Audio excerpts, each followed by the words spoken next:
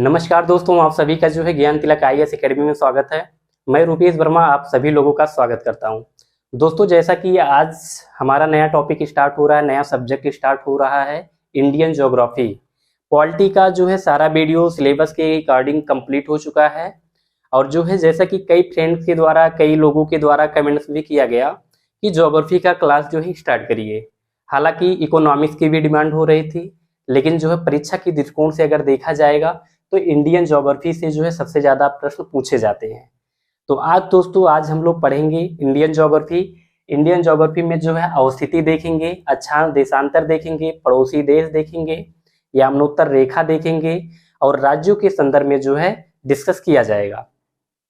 तो हम अपने सेशन को स्टार्ट करते हैं। इसमें जो है जैसे पहले क्या है, भारत की अवस्थिति। पहला पॉइंट क्या है, भारत की अवस्थिति। भारत की अवस्थिति कहाँ पर है? दक्षिणी एशिया महाद्वीप में भारत की अवस्थिति है। अवस्थिति अवस्थिति कहाँ पर है? दक्षिणी एशिया महाद्वीप में। दक्षिणी एशिया महाद्वीप में स्थित है। प्रश्न पूछ सकता है भारत की अवस्थिति कहाँ पर है? दक्षिणी एशिया महाद्वीप में है। अब फिर प्रश्न इसमें भी पूछ सकता है कि इसका आकार कैसा है? भारत का आकार कैसा है? चतुष्कोणीय है। देख सकते हैं इधर से लेकर इधर से लेकर इधर से इधर से, तो आकार कैसा है? चतुष्कोणीय। आकार चतुष्कोणीय। आकार जो है चतुष्कोणीय है। और फिर जो है आकार के बाद हम लोग देखते हैं कि भारत की जनसंख्या। क्या देखेंगे? भारत की जनसंख्या कितनी है? जनसंख्या भारत की जनसंख्या जो है विश्व की कुल जनसंख्या का, भारत में जो जनसंख्या का प्रतिशत जो है बार बार परीक्षाओं में पूछा गया है, 17.5% है। कितना है? 17.5% है। विश्व की कुल जनसंख्या का भारत में जनसंख्या जो है 17.5% है। अगर भारत की जो है विश्व के समस्त भूभाग का प्रतिशत देखा जाएगा तो विश्व में समस्त भूभाग का 2.4% जो है भारत में निहित है। भूभाग प्रतिशत अगर देखा जाएगा वैश्विक स्तर पे तो 2.4%। कितना? 2.4% है। विश्व के समस्त भूभाग का 2.4% जो है भारत में निहित है। ये सारा क्वेश्चन जो पूछा गया है। अब इसके बाद जो है इसमें हम ये देखते हैं कि स्थलीय सीमा की लंबाई कितनी है? स्थलीय सीमा की लंबाई जो स्थल है, स्थलीय सीमा की लंबाई जो है 15,200 किलोमीटर है। स्थलीय सीमा की लंबाई 15,200 किलोमीटर, 200 किलोमीटर है। जबकि अगर हम जो है तटीय सीमा की लंबाई देखते हैं, तटीय सीमा की लंबाई यहाँ गुजरात से स्टार्ट होता है और यहाँ पश्चिम बंगाल तक जो है ये तट है। क्या है? तट है। मतलब तट उसे कहा जाता है जो जल से घिरा हो, जल से जो है सीमा साझा करता हो। तो इसकी लंबाई कितनी है? 6100 किलोमीटर। तटीय सीमा की लंबाई, तटीय सीमा की लंबाई 6100 किलोमीटर। कितना है? 6100 किलोमीटर है। 6100 किलोमीटर है। लेकिन दोस्तों अगर तट के साथ साथ जो है, अगर हम इसको तट के साथ साथ है हम द्वीप को जोड़ लेते हैं। द्वीप में क्या, जैसे यहाँ पर लक्षद्वीप है, यहाँ पर अंडमान निकोबार जो है आ जाता है। अगर इसको भी, इसके भी तट को शामिल कर लिया जाता है तो तटीय सीमा के साथ साथ या द्वीपों की तटीय सीमा के साथ साथ जो है इसकी कुल लंबाई कितना हो जाता है? 7516 किलोमीटर। द्वीपों सहित तटीय सीमा की लंबाई, द्वीपों सहित, अगर द्वीपों सहित पूछा जाएगा तटीय सीमा की लंबाई 7516 किलोमीटर है। कितना है? 7516 किलोमीटर। अगर दोस्तों द्वीपों सहित जो है तटीय सीमा की लंबाई को जोड़ लिया जाए और फिर स्थलीय सीमा की लंबाई को जोड़ लिया जाए तो कितना हो जाएगा? 22,516। कितना? 22,516 किलोमीटर। कितना है? अगर कुल लंबाई को जोड़ लिया जाएगा, स्थलीय सीमा की लंबाई को जोड़ लिया जाए और तटीय सीमा की लंबाई को जोड़ लिया जाए और फिर जो है द्वीपीय सीमा की लंबाई को जोड़ लिया जाए तो कितना कुल है? 22,516 वर्ग किलोमीटर जो है निहित है। फिर इसके बाद ये तो हमारा अवस्थिति हो गया, आकार हो गया, जनसंख्या हो गया। और फिर जो है इसमें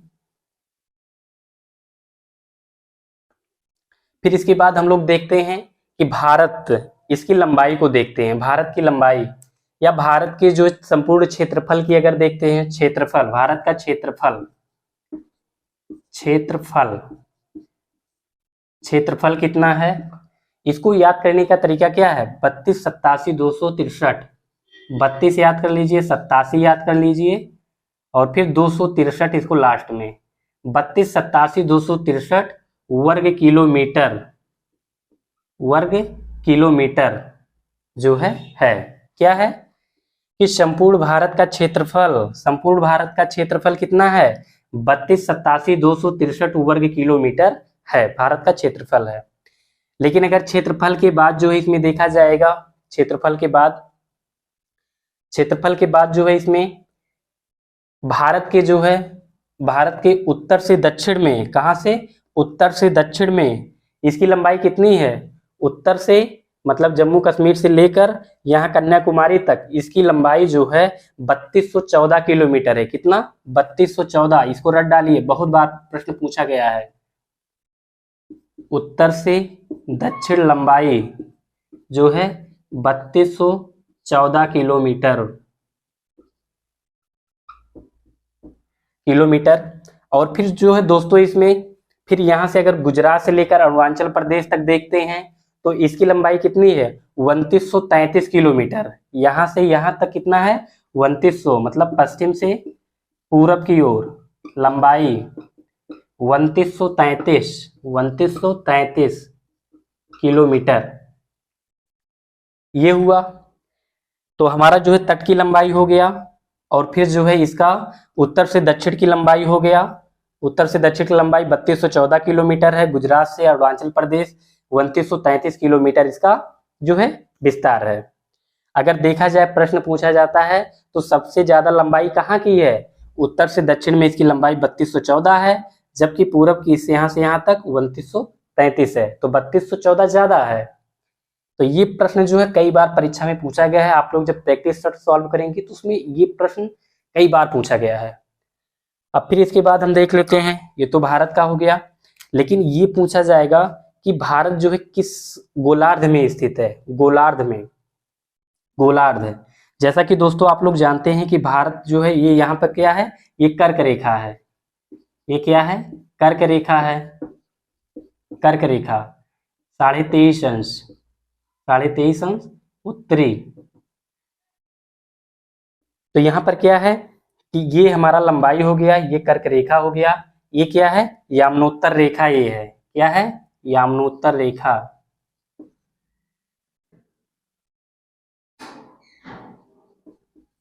याम्नोत्तर रेखा 82.5 अंश पूर्वी, 82.5 अंश पूर्वी, ये चीज। अब इसमें जो है हम लोग फिर क्या पढ़ते हैं, ये तो भारत का एक तरीके से सामान्य परिचय हो गया। अब सामान्य परिचय के बाद जो है एक सबसे बेसिक चीज होता है कि आप ज्योग्राफी के स्टूडेंट तभी अच्छे से समझ सकते हैं इस चीज को, जब आपको जो है भारत के राज्य का जो स्टेट है सब पता होना चाहिए, जो केंद्र शासित प्रदेश है यूटी है वो पता होना चाहिए, उसका लोकेशन पता होना चाहिए, और उसका अक्षांश और देशांतर तो पता ही होना चाहिए।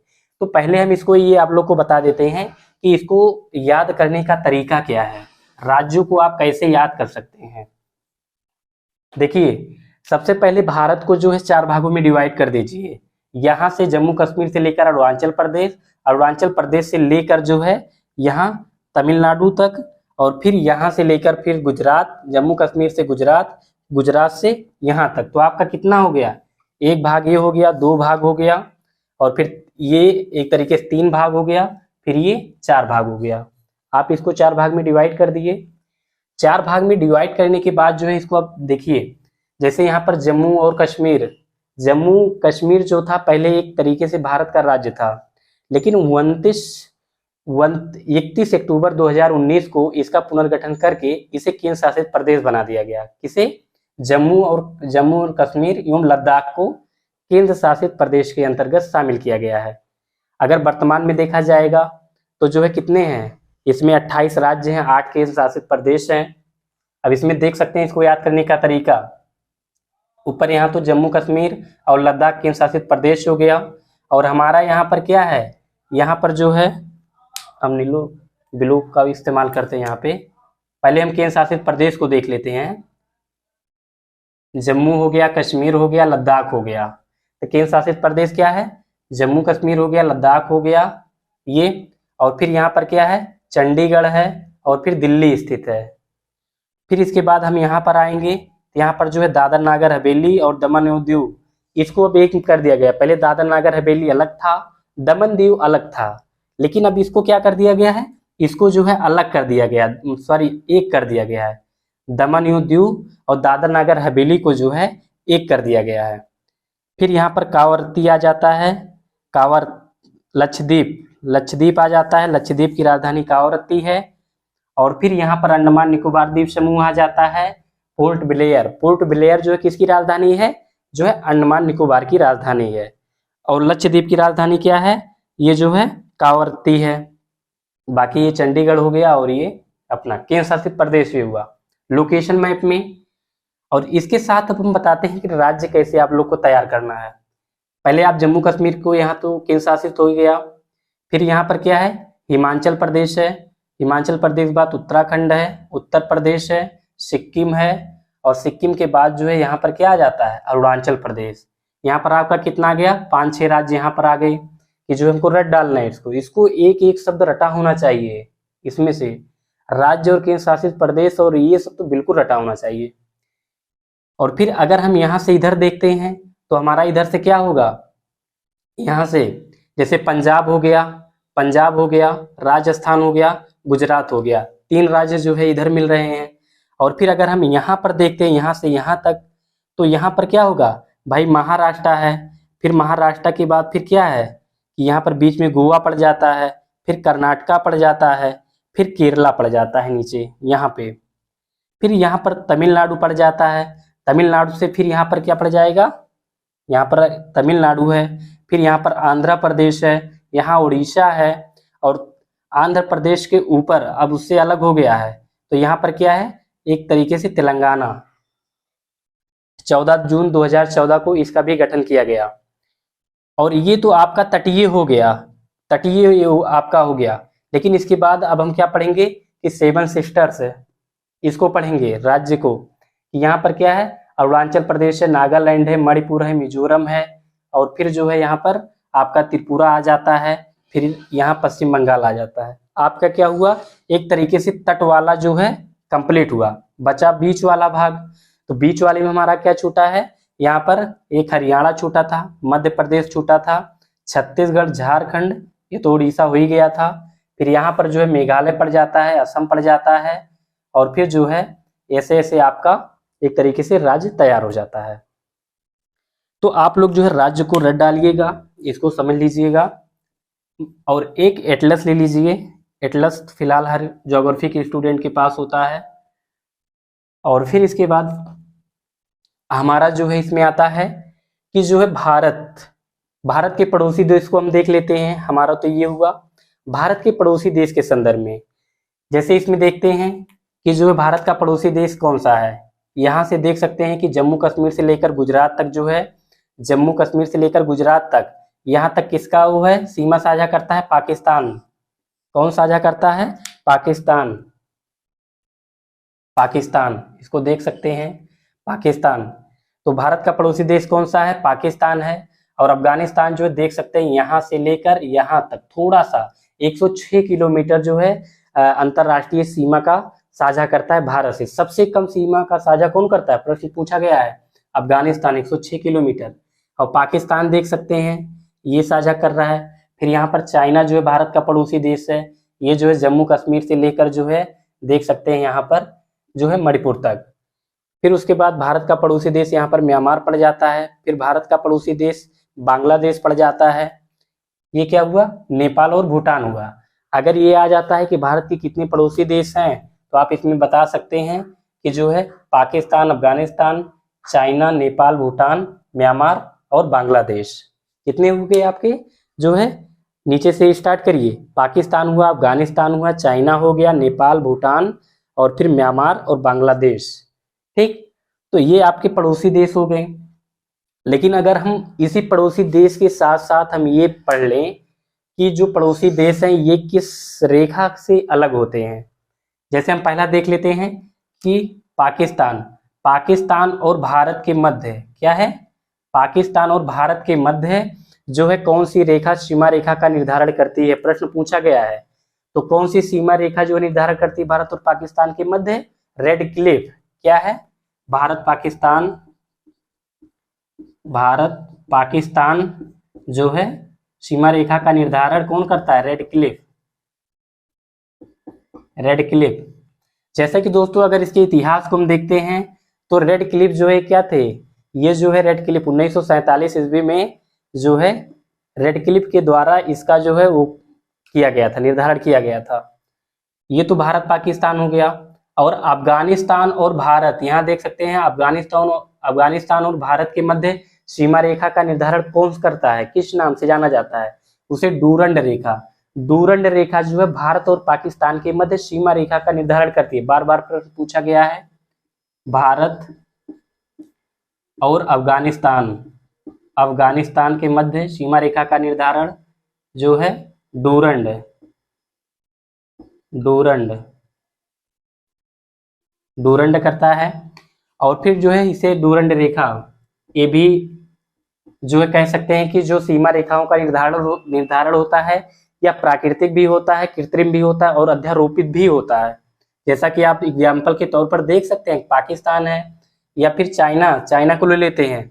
भारत और चाइना के मध्य सीमा रेखा का निर्धारण जो है किस रेखा के द्वारा किया गया, मैकमोहन रेखा। कौन सी रेखा, भारत चीन, भारत चीन के मध्य सीमा का निर्धारण कौन सी रेखा करती है, जो है मैकमोहन रेखा, मैकमोहन रेखा।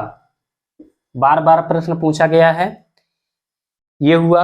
और जो है ये भी प्रश्न पूछा गया है कि अफगानिस्तान और पाकिस्तान के मध्य सीमा रेखा का निर्धारण कौन सी रेखा करती है। तो डूरंड रेखा जो है भारत पाकिस्तान के मध्य भी सीमा रेखा का निर्धारण करती है और भारत और अफगानिस्तान के मध्य भी डूरंड रेखा ही सीमा रेखा का निर्धारण करती है। तो ये हमारा हुआ। अब दोस्तों ये देखते हैं कि जो ये पड़ोसी देश हैं भारत के कितने राज्यों के साथ सीमा साझा करते हैं, इसको हम लोग कंप्लीट करते हैं। इसको देख लेते हैं। जैसे क्या है कि पाकिस्तान है, पाकिस्तान जो किससे सीमा साझा करता है, पंजाब हो गया, राजस्थान हो गया, गुजरात हो गया और यहाँ जम्मू और कश्मीर। तो जम्मू कश्मीर हो गया, पंजाब हो गया, राजस्थान हो गया और गुजरात, 4 राज्यों से सीमा साझा करता है। हालांकि जम्मू कश्मीर जो है ये केंद्र शासित प्रदेश हो गया है।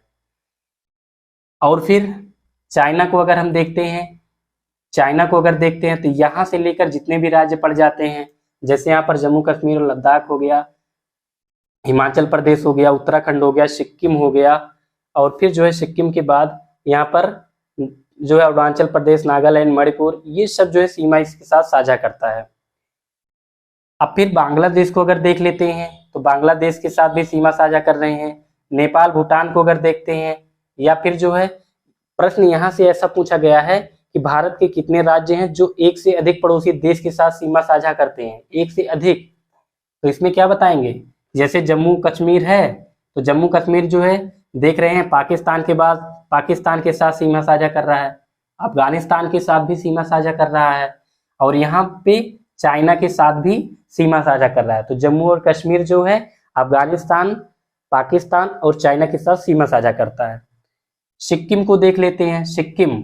सिक्किम जो है नेपाल के साथ सीमा साझा करता है, भूटान के साथ सीमा साझा करता है और फिर जो है ये बांग्लादेश से, नेपाल, भूटान और चाइना, तीन पड़ोसी देश हैं, नेपाल, भूटान और चाइना, जो है किसके साथ सीमा साझा करते हैं, ये जो है ये सिक्किम के साथ सीमा साझा करते हैं।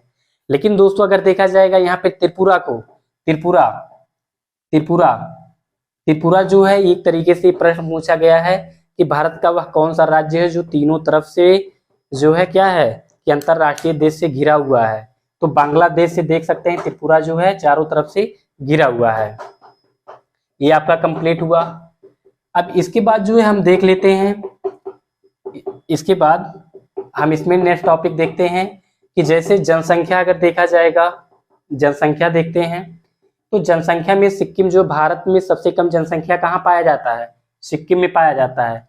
लेकिन अगर ये प्रश्न पूछा जाता है कि जो है भारत में क्षेत्रफल की दृष्टिकोण से सबसे छोटा राज्य कौन सा है, क्षेत्रफल की दृष्टि से सबसे छोटा राज्य जो है गोवा है। कौन सा? गोवा। ये तो गोवा हो गया। लेकिन अगर ये पूछा जाता है कि भारत में क्षेत्रफल की दृष्टि से सबसे बड़ा राज्य कौन सा है सॉरी, तो इसमें जो है राजस्थान को ले सकते हैं। फिर जो है राजस्थान हो गया, गुजरात हो गया, मध्य प्रदेश हो गया और फिर उत्तर प्रदेश। तो क्षेत्रफल की दृष्टिकोण से जो है उत्तर प्रदेश चौथे स्थान पे है। ये आपका कंप्लीट हुआ। और इसके सामान्य परिचय के संदर्भ में अब हम लोग देखते हैं जो है अक्षांश क्या होता है, देशांतर क्या होता है। अक्षांश क्या है और देशांतर क्या है।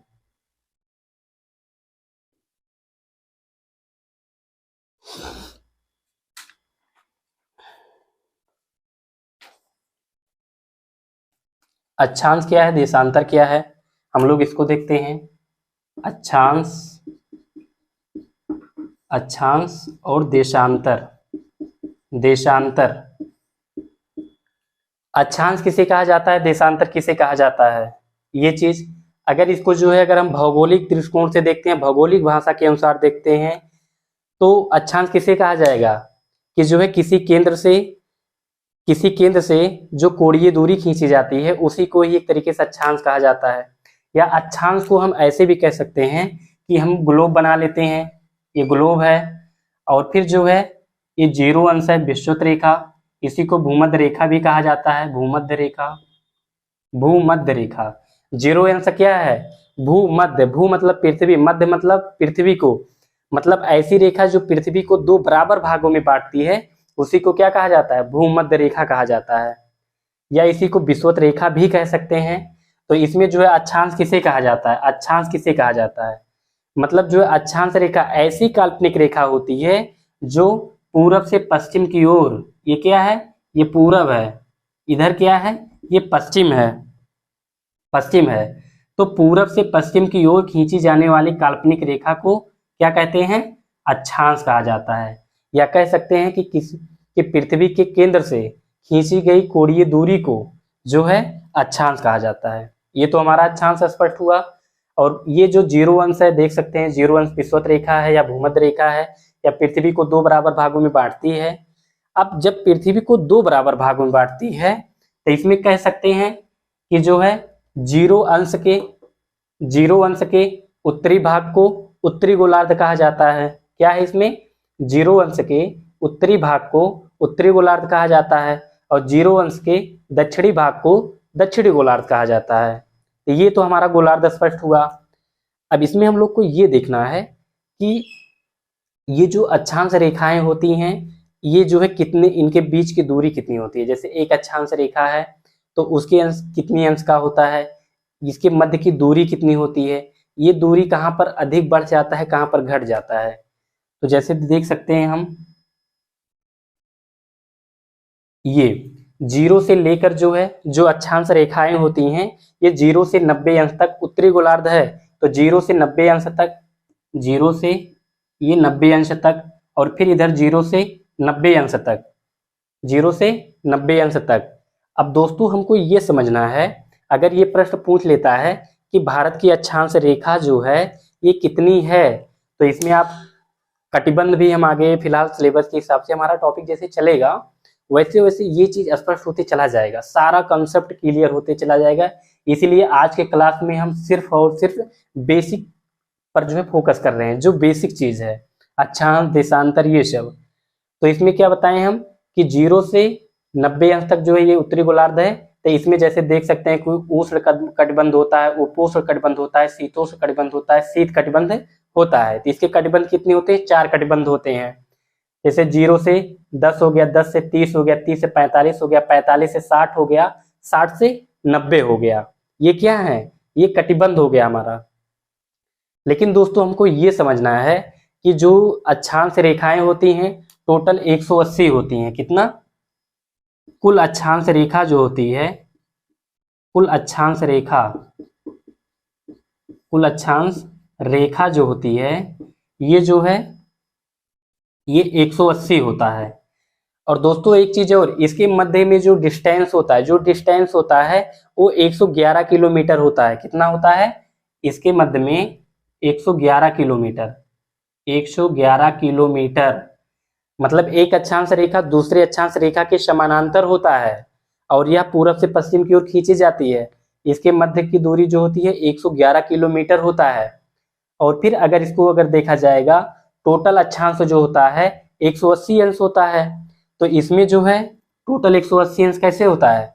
जैसे अगर हम जो है 0 अंश को छोड़ देते हैं, तो 0 को अगर हम छोड़ देते हैं तो 79, 0 से 90 तक कितना होगा? 79 होगा, 79। और फिर दक्षिण में देखेंगे 0 से 90 तक, ये 89 होगा, सॉरी 89 होगा, 89। और अगर एक विषुवत रेखा को जोड़ लिया जाता है इसमें, तो एक प्लस कितना हो जाता है? +1 है, तो कितना हो गया? 180, 180। ये 89 है ये।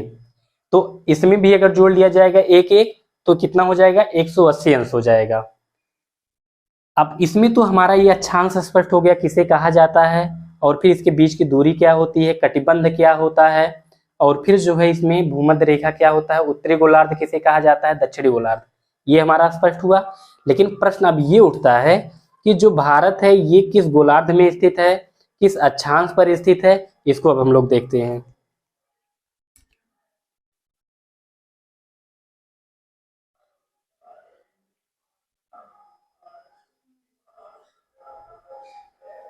इसी में जो है इसको देखते हैं। जैसे ये क्या है, इसे उत्तरी गोलार्ध कह सकते हैं, उत्तरी गोलार्ध है, उत्तरी गोलार्ध। इसे दक्षिणी गोलार्ध, दक्षिणी गोलार्ध। ठीक। अब इसमें हमको ये देखना है भारत की अवस्थिति। जैसे दोस्तों ये क्या है, ये 0 अंश है, फिर ये क्या है, ये मान लेते हैं 10 अंश है, लेकिन 8 अंश, इसमें 8 अंश। अगर हम भारत की अवस्थिति को देखते हैं तो भारत की अवस्थिति कहाँ है? 0 अंश जो है, जो विषुवत रेखा है उसके उत्तर में स्थित है। तो अगर हम यहाँ पे देखते हैं, अगर इसको मान लेते हैं 8 अंश, कितना मान लेते हैं? 8 अंश मान लेते हैं, ये है भारत की स्थिति। तो इसको 8 अंश मान लेते हैं, इसको कितना मान लेते हैं? 8 अंश। और फिर जो है जब इसको 8 अंश मान लेते हैं, तो चूंकि इसमें पॉइंट भी है, अगर उसको ऐसे दृष्टिकोण से देखा जाएगा तो इसमें जैसे देख सकते हैं कि भारत का जो है अक्षांशीय क्या है, जैसे 8 अंश 4 सेकेंड। चूंकि अक्षांश जो होता है वो जो है कैसा होता है, अक्षांश को जो है उसको मिनट में भी कन्वर्ट कर सकते हैं, अक्षांश को सेकंड में भी कन्वर्ट कर सकते हैं। और जो है उसी प्रकार देख सकते हैं कि भारत का अक्षांश क्या है, दक्षिणी अक्षांश जो है 8 अंश 4 सेकेंड है, ये क्या है? दक्षिणी है। मतलब उत्तर से उत्तर, इसको कहेंगे उत्तरी, उत्तर से उत्तर में इसका अक्षांशीय दूरी जो है, या अक्षांश जो है 8 अंश से जो है 4 है। ये देशांतर है 8 अंश 4, और इधर 37 अंश 6 सेकंड।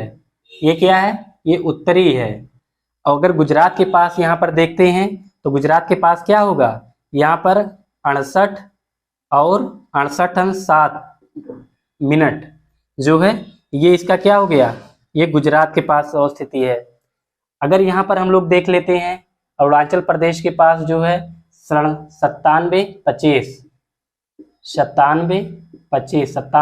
25 सेकेंड, ये चीज। तो दोस्तों कहने का मतलब हमारा यहाँ पे यही था कि ये जो है इसका क्या है, ये 8 अंश है, दक्षिण में यहाँ पर 8 अंश हो जाएगा। फिर यहाँ पर जो है खैर स्पेस ना होने की वजह से यहाँ पर हमको बताना पड़ रहा है कि दक्षिण में कितना अक्षांश है, 8 अंश 4 सेकेंड। और फिर उत्तर से उत्तर में, इसको उत्तर से उत्तर कहा जाता है, फिर 37 6 है, फिर यहाँ पर क्या है कि 68 7 है, और यहाँ पर 97 25 है। तो इसको एक साथ में पढ़ा जाएगा कि 8 4 हो गया, कितना हो गया, 8 4 37 6 97 25 68 7। तो ये जो है क्रम से इसको याद कर लीजिए। अब इसमें हम लोग ये देखते हैं, ये तो अक्षांश हमारा हुआ। अक्षांश के बाद जो है इसमें हम ये देखते हैं कि जैसे अक्षांश जो होता है, अक्षांश, अक्षांश हो गया। यहाँ पर सबसे इसी के साथ में हम देख लेते हैं भारत का दक्षिणतम बिंदु कौन सा है। दक्षिणतम बिंदु, एक तो भारत का जो है, भारत की मुख्य भूभाग का मुख्य बिंदु जो है वो कन्याकुमारी है। कहाँ पर है? कन्याकुमारी जो है यहाँ पर है, जो भारत के मुख्य भाग का दक्षिणी भाग है। और जो है भारत का अगर दक्षिणी पूछा जाएगा, भारत का दक्षिणतम बिंदु कौन सा है, तो इंदिरा पॉइंट है, जो ग्रेट निकोबार द्वीप पर यहाँ पर स्थित है। यहाँ पर जो है अंडमान निकोबार है, आप लोग एटलस में देखेंगे तो जो है वहां पर ग्रेट निकोबार द्वीप पर इंदिरा पॉइंट भारत की सबसे दक्षिणतम बिंदु स्थित है, जो जलमग्न भी हो चुका है।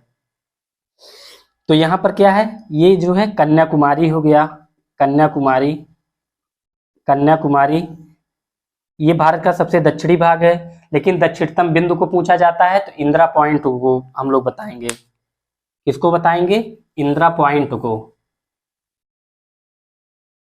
अगर भूभाग से पूछता है तो जो है कन्याकुमारी को, अगर जो है इसमें दक्षिणतम पूछता है, दक्षिणतम अगर पूछता है तो Indira point, Indira point, Indira point, ये तो दक्षिणतम बिंदु हो गया, दक्षिणतम बिंदु हो गया। और फिर इसके बाद जो है अगर उत्तरी भाग को देखते हैं, भारत के उत्तरी भारत का उत्तरी बिंदु कौन सा है? इंदिरा कॉल है, यहाँ पर है इंदिरा कॉल, आप लोग एटलस में देखेंगे वहां पर मिलेगा उत्तरी बिंदु। भारत का उत्तरी बिंदु जो है इंदिरा कॉल है, इंदिरा कॉल, इंदिरा कॉल। और फिर जो है अगर यहाँ पर देखते हैं भारत का सबसे पूर्वी बिंदु कौन सा है, तो किबूथी है, पूर्वी बिंदु, पूर्वी बिंदु,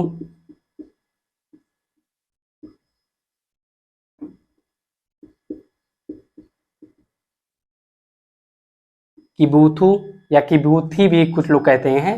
तो इसका जो है पूर्वी बिंदु क्या है? किबूथी। और यहाँ पर जो है, और यहाँ पर गुजरात के पास जो है गुरनार मंधाता है, गुरनार मंधाता, मंधाता, ये जो है इसका क्या है, ये सबसे पश्चिमी है, गुरनार मंधाता इसके पश्चिमी भाग पे स्थित है। तो दोस्तों इसको देख सकते हैं, भारत का सबसे उत्तरी बिंदु कौन सा है? इंदिरा कॉल है। सबसे दक्षिणी बिंदु यहाँ पर भूभाग के दृष्टिकोण से जो है क्या है? कन्याकुमारी है। लेकिन अगर दक्षिणतम बिंदु पूछा जाता है तो इंदिरा पॉइंट है। और जो है और पश्चिमी भाग पे पूछा जाता है गुरनार मंधाता पूछा जाता है। और सबसे पूर्वी बिंदु कौन सा है? ये जो है किबूथू है, जो अरुणाचल प्रदेश में स्थित है। जबकि ऐसा भी बोला जाता है कि सूर्य का उदय सबसे पहले अरुणाचल प्रदेश में होता है और गुजरात तक पहुंचने में इसे 2 घंटे का समय भी लग जाता है। खैर अभी हम जो है इसको देशांतर में स्पष्ट होगा ये चीज। ये तो दोस्तों हमारा जो है क्या हुआ, ये हमारा जो है कंप्लीट हुआ अक्षांश है। अब अक्षांश के बाद जो हम देखते हैं देशांतर क्या है। देशांतर, देशांतर, देशांतर किसे कहा जाता है? देशांतर, देशांतर, इसको मान लेते हैं ग्लोब है। क्या है? ये ग्लोब है। और ग्लोब के मध्य का जो भाग है ये क्या है? ये जो है क्या है? ग्लोब के मध्य का जो भाग है इसे प्रधान जीरो अंश या यामनोत्तर रेखा, जीरो अंश या जो है प्रधान यामनोत्तर रेखा, प्रधान देशांतर रेखा, प्रधान देशांतर रेखा, प्रधान देशांतर रेखा, प्रधान देशांतर रेखा। दोस्तों अब हमको इसमें ये देखना है कि देशांतर किसे कहा जाता है। तो इसमें क्या है, यहाँ पर जो होता है, जो ध्रुव होता है इसको क्या कहते हैं? उत्तरी ध्रुव। और इसे क्या कहते हैं? दक्षिणी ध्रुव। ये क्या है? दक्षिणी ध्रुव है। और ये क्या है?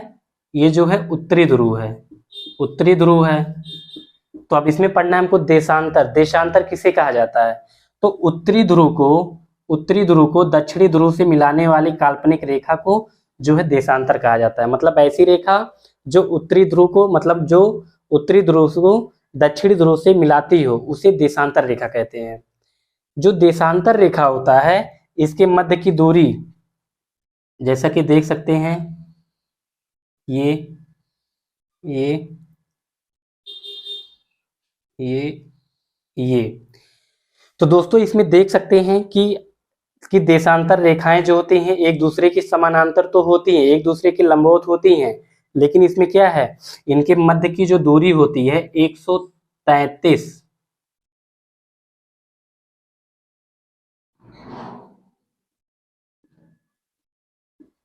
111.33 के एबव में होता है ये, तो इसको जो है ये इसके बीच की दूरी होता है। लेकिन इसमें क्या है कि जैसे जो जो प्रधान देशांतर रेखा होता है, क्या है, ये प्रधान देशांतर रेखा है, तो प्रधान देशांतर रेखा के मध्य की दूरी जो होता है ये अधिक होता है। जैसा कि आप लोग देख सकते हैं इसे कि ये जो है ये अधिक है, प्रधान देशांतर रेखा जो है ये यहाँ पर जो दूरी है ये अधिक है, जबकि जबकि अगर ध्रुव के पास देखते हैं यहाँ पर, तो यहाँ पर जो है इसकी दूरी क्या है, कम हो जाता है दोस्तों। और अगर इसमें ये देखा जाएगा कि इसमें जो जो इसे क्या कहते हैं, अब इसमें जो है और एक चीज कि उत्तरी ध्रुव को दक्षिणी ध्रुव से मिलाने वाली काल्पनिक रेखा को देशांतर कहा जाता है, इसके मध्य की दूरी जो है यहाँ पर अधिक होता है। और फिर जीरो जो प्रधान मध्यमान रेखा है इसके पश्चिमी, इसके पूर्वी भाग को जो है क्या कहते हैं, इसको जो है पूर्वी देशांतर कहते हैं। इसे क्या कहते हैं, मतलब जीरो अंश से पूर्व, इसे पूर्वी देशांतर, पूर्वी देशांतर। और जो है जो जीरो अंश से, मतलब जो है जो जीरो अंश से पश्चिम हो उसे जो है पश्चिमी देशांतर कहते हैं, पश्चिमी देशांतर इसे कहा जाता है। ये हो गया हमारा देशांतर। लेकिन अब इसमें देखना है कि कितनी रेखाएं होती हैं, देशांतर की कितनी रेखाएं होती हैं। देशांतर की कुल 360 रेखाएं होती हैं, कुल कितनी होती हैं, 360 रेखाएं होती हैं। एक यहाँ पर क्या होता है, 180 यहाँ होता है, 180 दक्षिणी ध्रुव के पास होता है। 180 को अगर जोड़ लेते हैं तो 360 जो है प्राप्त होता है। दोस्तों जो हमारी पृथ्वी है, अगर इसको देखते हैं, हमारी जो पृथ्वी है जो है, हमारी पृथ्वी को 360 अंश घूमने में कितना समय लगता है, 24 घंटे का समय लगता है। कितना, 24 घंटे का। कहने का मतलब हमारी पृथ्वी जो है एक चक्कर पूरा करने में, मतलब 360 अंश को पूरा करने में 24 घंटे का समय लगता है। और अगर 24 घंटे को हम इसको मिनट में कन्वर्ट करते हैं तो कितना हो जाएगा, जो है 1440। अगर हम 24 घंटे को, अगर हम 24 घंटे को मिनट में कन्वर्ट करते हैं तो ये कितना हो जाएगा, 1440 हो जाएगा। तो 1440 हो जाएगा। और जो है अगर 1440 बटे जो है 360 बटे 360, 15 अंश। तो कहने का मतलब ये है कि हमारी पृथ्वी जो है एक अंश की दूरी को तय करने में 4 मिनट का समय लगता है। कितना, 4 मिनट का। प्रश्न ये भी बार बार पूछा गया है कि एक अंश की दूरी तय करने में पृथ्वी को 4 मिनट का समय लगता है। और हमारी पृथ्वी जो है ये पूरब से पश्चिम की ओर जो है घूर्णन करती है, पश्चिम से पूरब की ओर घूर्णन करती है, घूमती है। ये हमारा क्या हुआ, देशांतर जो है कंप्लीट हुआ। और फिर देशांतर के बाद जो है, देशांतर के बाद कर्क रेखा को हम लोग देखते हैं।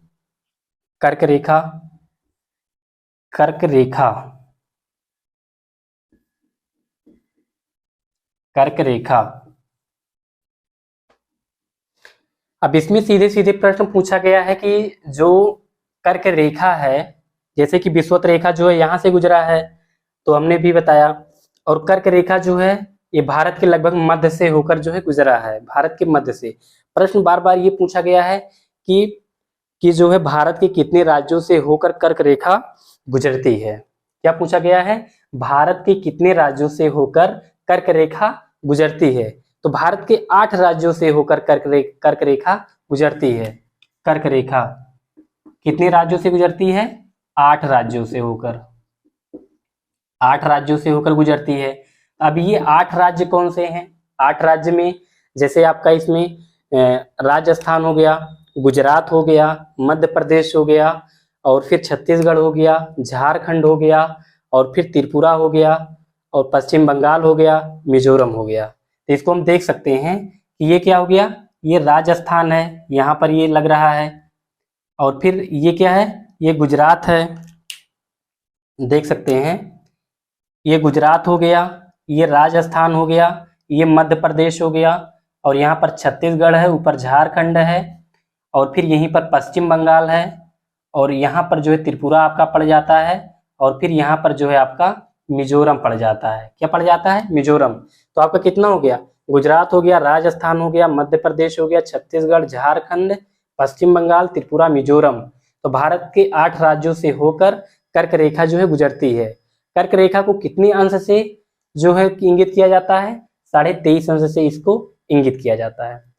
अब इसमें जो है आप लोग कैसे इसको ट्रिक याद कर सकते हैं, इसको जो है,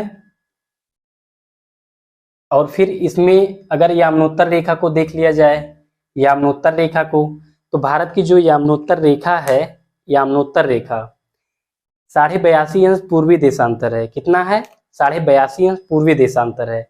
लेकिन इसमें प्रश्न ये पूछा गया है कि जो देशांतर रेखा है, जैसे ये याम्नोत्तर रेखा है 82.5 अंश पूर्वी देशांतर रेखा, तो ये भारत के कितने राज्यों से होकर गुजरती है, तो ये भारत के 5 राज्यों से होकर गुजरती है। कितने, 5 राज्यों से, 5 राज्यों से। इसमें देख सकते हैं कि जैसे ये उत्तर प्रदेश हो गया, क्या हो गया, उत्तर प्रदेश हो गया, और फिर जो है मध्य प्रदेश हो गया, मध्य प्रदेश के बाद जो है यहाँ पर क्या है कि छत्तीसगढ़ हो गया, और फिर उड़ीसा हो गया, और आंध्र प्रदेश यहीं पर है। क्या है, ये उत्तर प्रदेश हो गया, उत्तर प्रदेश से गुजरा, मध्य प्रदेश हो गया, और यहीं पर जो है छत्तीसगढ़ है, और यहीं पर उड़ीसा है। तो भारत के 5 राज्यों से होकर जो है कौन सा गुजरता है, ये याम्नोत्तर रेखा जो है 82.5 अंश रेखा भारत के 5 राज्यों से होकर गुजरती है। ये बार बार प्रश्न पूछा गया है। तो इसमें जो है आप कह सकते हैं कि जैसे यूपी हो गया, एमपी हो गया, एमपी, और फिर छत्तीसगढ़,